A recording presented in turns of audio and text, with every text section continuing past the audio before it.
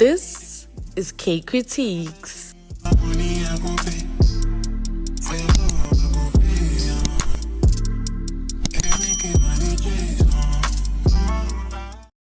Hello everybody and welcome to another episode of Kay Kritiques, where we discuss all things South African television.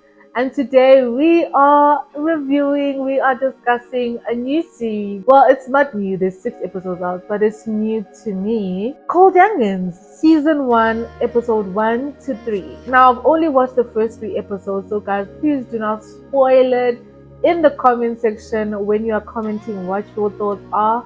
Also, subscribe to this channel if you enjoy this type of content. Like this video if you enjoy it. First 3 episodes of Youngins. Now, listen here.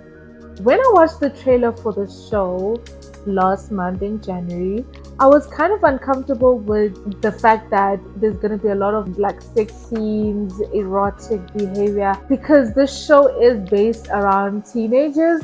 And while watching these first 3 episodes, especially episode 1, I was so uncomfortable, guys, watching.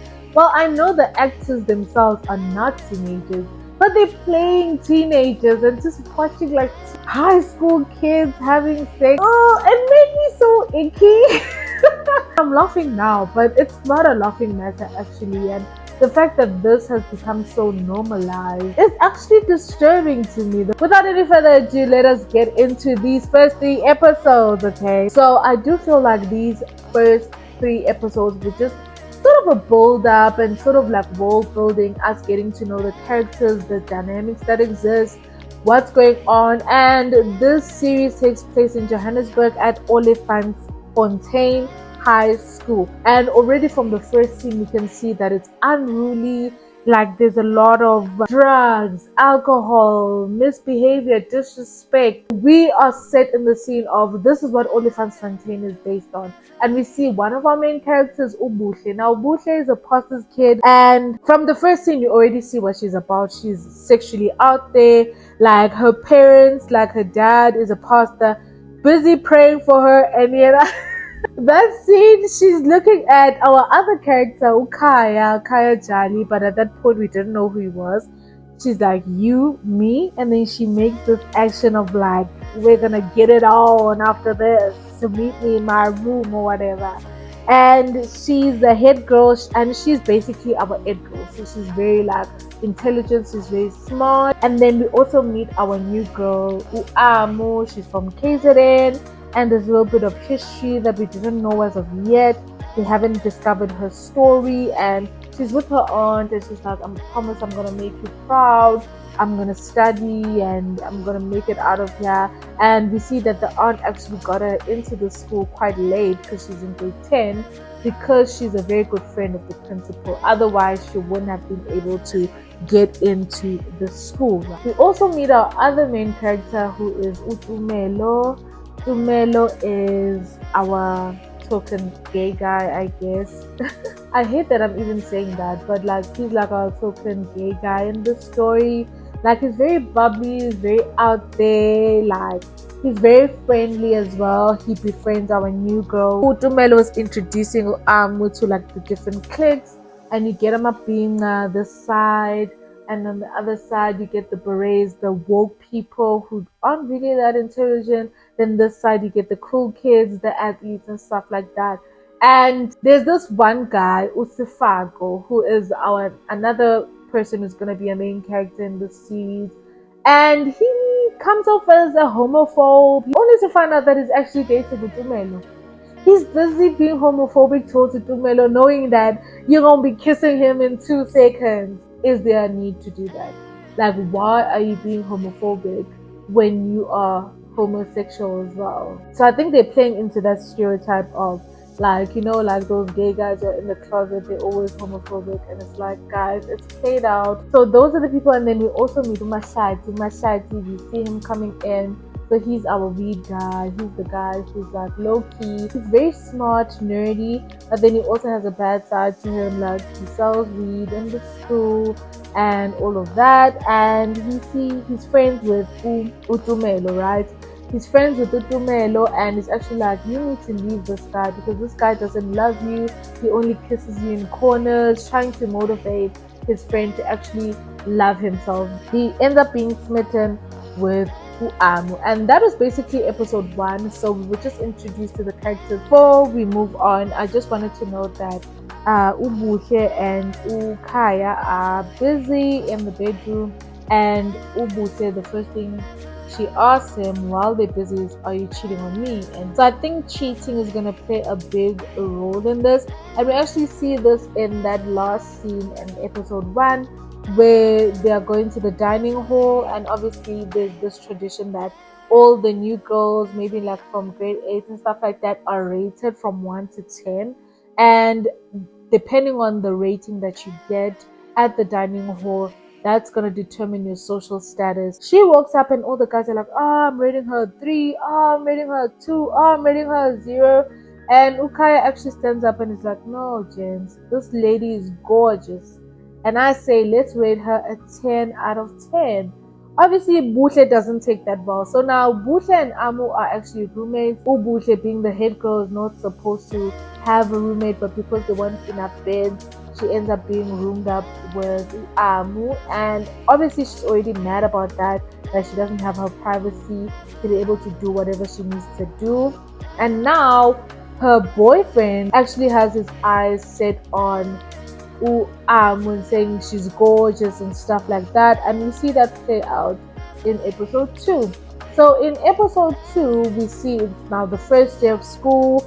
Amo is trying to adjust to life. She almost oversleeps, and things are not going well. And Buhle actually takes a uniform and hides it. And in my head, I was like, why would you do this to somebody like they knew?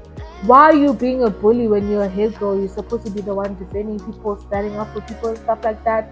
And another thing for me was that if you are so mad or so angry that your boyfriend complimented her, why are you punishing her and not taking it up with your man? Like, this school is not like a normal school or not like your traditional schools. So we see Amo actually going to like her first few classes, and now we have this other teacher who's like, "My name is Pearl. I'm not ma'am, I'm not miss, I'm just Pearl." And I'm like, what? Calling a teacher by their name? And literally everybody's okay with it. Everybody's just so chilled. It's like normal to them, like the young cool teacher that all the students like because she's so laid back. And then we also have FW de Klerk. We don't know his actual surname, but because he's so strict, everybody calls him FW de Klerk, and he is our math teacher. We actually see that Mahlatsi is smart, like I was saying, and Amo is also a math whiz. So we're gonna see how that's gonna go. Maybe that's how Mahlatsi and Amo are gonna bond, because they're both smart and they wanna thrive. And then we see that Buhle, Khaya, Sefako, they're all in the trick. And Khaya is Khaya Jali. He's not that smart, and he cheats all the time on Buhle. And we see like the first day of school, they already had a test and he didn't do that well. And then we see Sefako, the homophobic guy. He's actually the head boy and is also smart. And there's this other funny comedian in Amo's class. I think his name is Utsepo.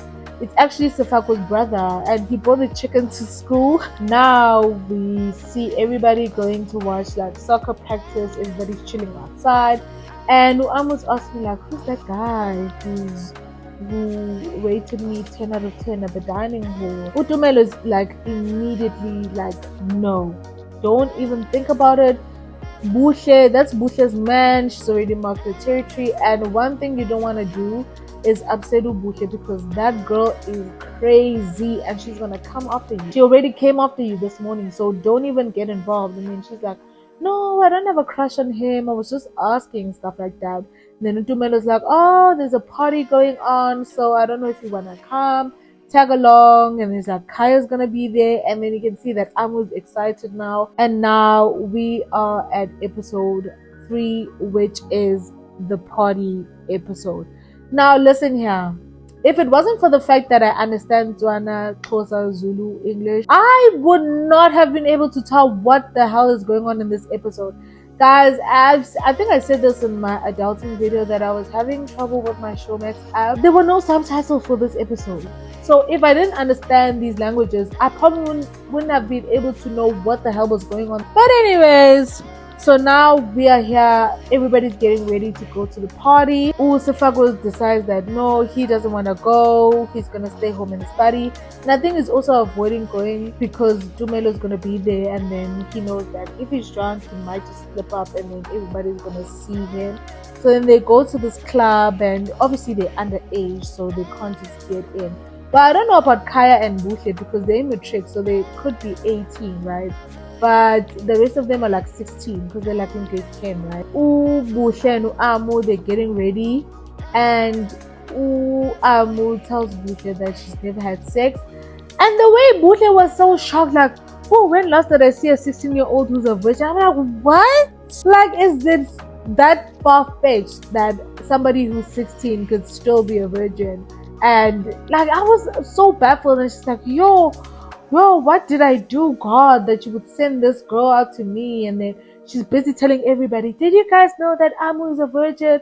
Hey. And then Mahlatsi is like, I'm also a virgin. And then they make fun of him as well. And now they're getting to the club, they're having fun. Amo's like, I've never drank alcohol. And I'm like, girl, why are you here? Like, why are you here? Then they take shots, they drink alcohol, and then she immediately stops. Mahlatsi ends up getting drunk, puking all over the place. And they're all just having fun. They're dancing. Toso's there, performing. It was such a vibe like they had going on. And then Buhle goes to the toilet. Now Khaya and Amo are left together. And they're dancing. And you can see that Amo is enjoying it. She's enjoying the attention. And she really, really does like Khaya. Then Buhle comes back and marks her territory. And Amo goes to the bar. She orders her water, and I see that she stopped drinking alcohol after having those few drinks, which is good. Like, she didn't like the taste of it, and I felt like I didn't want her to actually go ahead and continue to drink just because of peer pressure. But then at the bar now, she meets this other guy. She meets this guy, and this guy is like, oh, have a drink with me. And then she's like, no, thank you, I don't drink. And the guy's like, no, man, beauty needs to be rewarded, just one drink. And she still refuses, and she's like, let me go find my friends. And the guy's like, no, I'm not taking no for an answer. He pulls out some cash, puts it on the table, and then he's like, that money is yours if you go home with me tonight. Louisa McDonald is a fine man. Like, you were coming along, but then you started forcing yourself on her, holding her back when she wanted to leave, not taking no for an answer. That gave me the ick. And then the police show up, and as soon as the police show up, she's like, hey, I don't want to get arrested, and then they run away. And now they're back inside the school, and they're having this chat now. And Amo kicks it off where she's like, men are trash. Like, when we were there at the club, there was this guy who wouldn't take no for an answer. He was trying to force me to go home with him. And then it turns into this conversation of everybody just talking about their daddy issues. Everybody just talking about all the issues that they have with like their dads. Buhle started off where she's like, my dad is a pastor, I'm a pastor's kid, but my dad is busy with the women in the congregation, like sleeping with them, sleeping around in the church. And then Mahlatsi is like, at least you know your dad. My dad left me and my mom when I was young.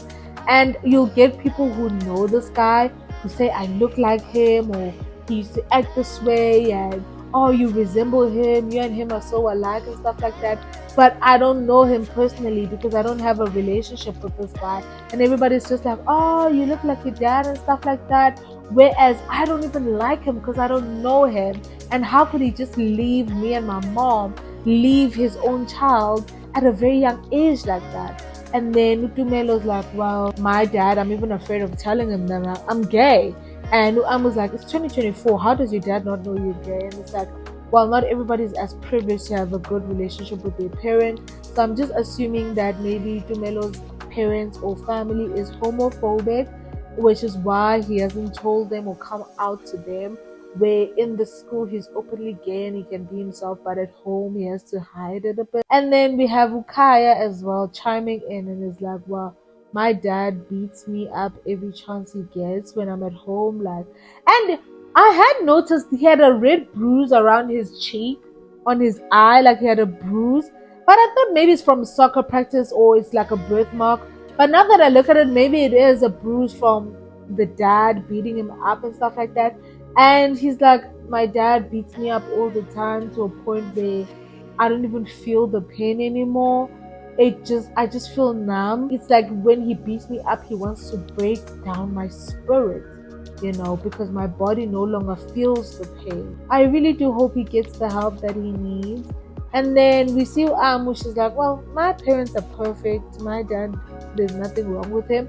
But we actually see a flashback of Amo witnessing her dad unaliving her mom. So I'm assuming that he was abusive all this time, and then he had a gun and then shot the mom dead. I don't know whether or not maybe the dad killed himself, because that's what most cowards do. Like these men who go around killing women, they'll either kill themselves, kill the woman, kill the kids, and then kill themselves. I don't want to go to jail for that because I'm the one who killed them. So rather I kill myself as well because I no longer have a victim to torture and stuff like that. Of which that is disgusting. So I don't know if maybe the dad is in jail, but I'm gonna assume he probably killed himself as well once he realized what was going on. So she obviously is not gonna disclose that, yeah, my dad killed my mom. So she was like, my family is perfect. So then now we are at assembly the following week on a Monday after the party.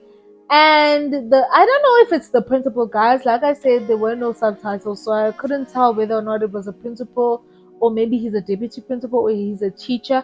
But I'm just gonna assume that he was the principal because I couldn't see, because they usually write like who this person is and stuff like that. The guy from the club is actually like the principal, because it's like, yeah, there's a new lady here in the school in grade 10, blah blah blah.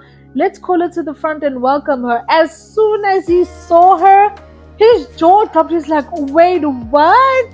And he's like, oh my gosh, is this the child that I tried to get to go home with me and stuff like that? That is how episode 3 ended. I really enjoyed the series. Other than that other part of like teenagers having sex and stuff like that, I think it's a good series. It's a good coming of age series, and I can't wait to see what's gonna go on and stuff like that. But these are my predictions. So I've only watched the first 3 episodes. I haven't watched episode 4 to 6. So these are my predictions so far. So I feel like Amo and Buhle are gonna get closer together. They're gonna become close friends. I mean, they are roomies, and now they've shared their deepest, darkest secrets with each other. Amo is gonna start sneaking around with Khaya behind Buhle's back. I also feel like Amo will be dating Mahlatsi at the same time to cover her tracks, or because she genuinely likes Mahlatsi and they're gonna grow closer together because they're both nerdy. And I also feel like she might entertain the principal. This is what I'm assuming. This is what I'm thinking. This is what I'm predicting, right? She's either gonna date all 3 of them at the same time, or she's gonna date the principal, and it's either between Mahlatsi and the principal. Khaya, definitely she's gonna date him, and she's gonna sneak around with him behind Buhle's back while being Buhle's friend. But between Mahlatsi and the principal, those 2, I'm unsure who she's gonna get with. Buhle might even be the one like pressuring her to actually date the older guy so that she loses her V card. I also feel like Tumelo is gonna tell her that she is dating Sefako, and is like, don't tell anybody that I told you this. And then this is what is gonna happen. Amo is either gonna slip up and tell Buhle Uguti Tumelo and Sefako are seeing each other like in secret, or Amo's gonna be the reason why Sefako is outed in the whole school. And then in the season finale, I feel like it's gonna come out that she's dating Khaya, and then her friendship with Buhle ends. She cheated on Mahlatsi, and Mahlatsi is gonna be devastated. Or it's gonna come out that she's dating the principal and he's gonna get arrested. Khaya is not gonna pass matric well, so he's gonna be in the next season. But Buhle is gonna go to varsity. She's probably gonna only be in this year or this season, and then we'll probably see her in varsity and stuff like that. But I have a feeling that Khaya is still gonna repeat matric. So those are my predictions for the season as of now. And yeah, guys, that is Youngins episode 1 to 3. I really do hope you guys enjoyed this video. Please comment your thoughts down below, and I will see you guys in the next video.